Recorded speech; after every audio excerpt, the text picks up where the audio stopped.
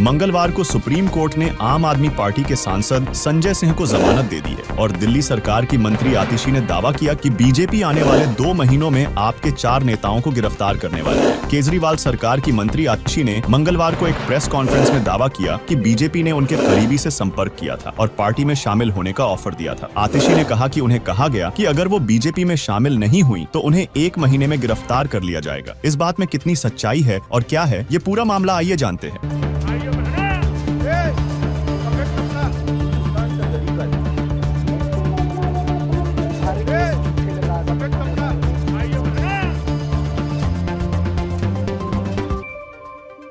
केजरीवाल सरकार की मंत्री आतिशी ने कहा कि भारतीय जनता पार्टी ने मेरे एक व्यक्तिगत करीबी व्यक्ति के माध्यम से मुझे भारतीय जनता पार्टी ज्वाइन करने के लिए अप्रोच किया। मुझे ये कहा गया कि या तो मैं भारतीय जनता पार्टी ज्वाइन कर लूं, अपना पॉलिटिकल करियर बचा लूं, अपना पॉलिटिकल करियर बढ़ा लूं, और अगर भारतीय जनता पार्टी नहीं ज्वाइन करी तो आने वाले 1 महीने में ईडी द्वारा मुझे गिरफ्तार कर लिया जाएगा। आतिशी ने आगे कहा कि भारतीय जनता पार्टी ने ये उम्मीद करी थी कि अरविंद केजरीवाल जी की गिरफ्तारी के बाद आम आदमी पार्टी बिखर जाएगी, आम आदमी पार्टी टूट जाएगी, आम आदमी पार्टी का मोराल डाउन हो जाएगा, क्योंकि आम आदमी पार्टी की पूरी सीनियर लीडरशिप जेल में है, हिरासत में है। लेकिन संडे की रामलीला मैदान में हुई रैली के बाद, जहां पर दिल्ली भर और पूरे देश भर से लाखों लोग आए, पिछले 10 दिन से आम आदमी पार्टी के सड़क पर चल रहे संघर्ष के बाद भारतीय जनता पार्टी को लगता है कि आम आदमी पार्टी के 4 टॉप नेताओं को गिरफ्तार करना काफी नहीं था। अब आने वाले समय में 4 बड़े नेताओं को जेल में डाला जाएगा। मुझे जेल में डाला जाएगा, सौरभ भारद्वाज को जेल में डाला जाएगा, दुर्गेश पाठक को जेल में डाला जाएगा और राघव चड्ढा को जेल में डाला जाएगा।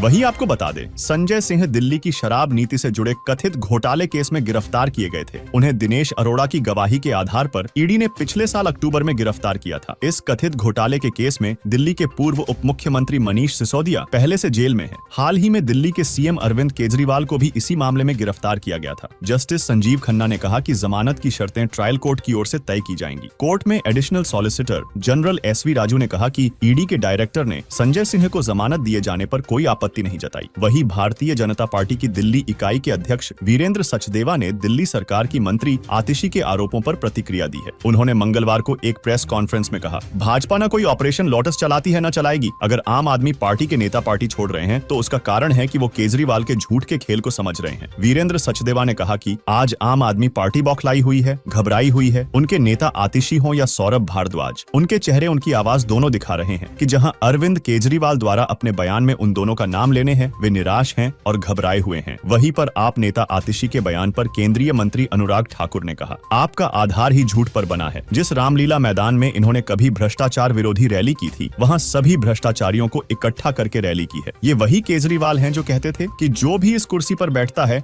वो भ्रष्ट हो जाता है। उन्होंने इसे सच करके दिखा, वे भ्रष्ट हो गए। समाचार एजेंसी PTI की रिपोर्ट के अनुसार प्रवर्तन निदेशालय ने सोमवार को दिल्ली की एक अदालत को बताया कि मुख्यमंत्री Arvind Kejriwal excise policy case में पूछताछ के दौरान गुमराह करने वाले जवाब दे रहे हैं और जानकारी छुपा रहे हैं। वही अरविंद केजरीवाल को इस केस में 21 मार्च को गिरफ्तार किया गया। वे ईडी की हिरासत में थे, लेकिन prevention of money laundering act के तहत गठित स्पेशल कोर्ट की जज कावेरी बावेजा ने उन्हें 15 अप्रैल तक के लिए न्यायिक हिरासत में भेज दिया है। बाकी आपका इस खबर को लेकर क्या विचार है, हमें कमेंट में बताएं और वार्ता 24 न्यूज चैनल को सब्सक्राइब करें।